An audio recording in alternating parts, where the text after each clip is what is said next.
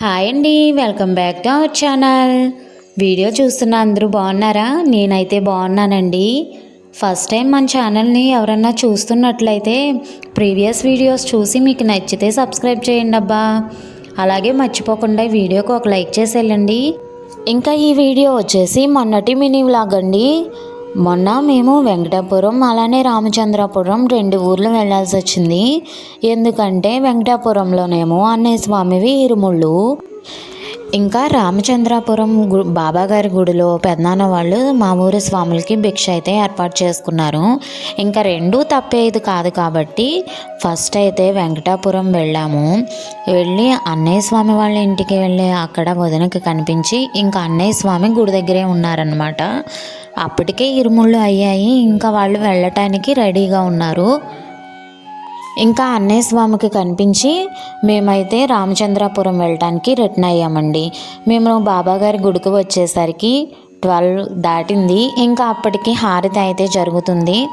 అక్కడ పెద్దనాన్న వాళ్ళు అలానే అక్క వాళ్ళు బావగారి స్వామి అందరూ కూడా అక్కడే ఉన్నారు. ఇంకా హారతి తీసుకోవడానికి రెడీగా ఉన్నారనమాట. ఇంకా హారతి అయిపోయిన తర్వాత స్వామివారి విభూతి ప్రసాదం కూడా ఇచ్చారండి. నాకైతే బాబాని చూస్తే చాలా ప్రశాంతంగా అనిపించింది. ఇంకా మీ హారతి అంతా అయిన తర్వాత మా ఊరి స్వాములందరూ వచ్చి హారతి తీసుకుని తీర్థప్రసాదాలు అయితే తీసుకున్నారండి. ఇంకా ఇక్కడ కనిపించేది మా చైల్డ్హుడ్ ఫ్రెండ్ అనమాట. తన్ని హాయ్ చెప్పమంటున్నాను. ఎందుకే అంటే ఇలా వీడియో అప్లోడ్ చేసుకోవటానికంటే అమ్మ వద్దే అని అంటుంది. మేమిద్దరం చిన్నప్పుడు ఒకటే క్లాస్మేట్స్ అనమాట. ఇప్పుడు తనదే అదే ఊరు రామచంద్రపురమే. ఇంకా అందుకని నాకు అక్కడ కలిసింది. అలానే రిలేటివ్స్ కూడా. ఇంకా బాబాగారిని ఉయ్యాలు ఊపేసి స్వాములకి భిక్ష స్టార్ట్ అయిందంటండి. ఇంకా అందుకని మీరు కూడా భోజనం చేద్దరు కానీ రమ్మన్నారు.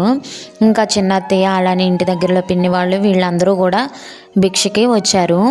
ఇంకా స్వాములకైతే ఒక పక్కన పెడుతున్నారండి, శివుల వాళ్ళకి వేరే పక్కన పెడుతున్నారు. ఇంకా మేము కూడా భోజనం చేయడానికి వచ్చాము.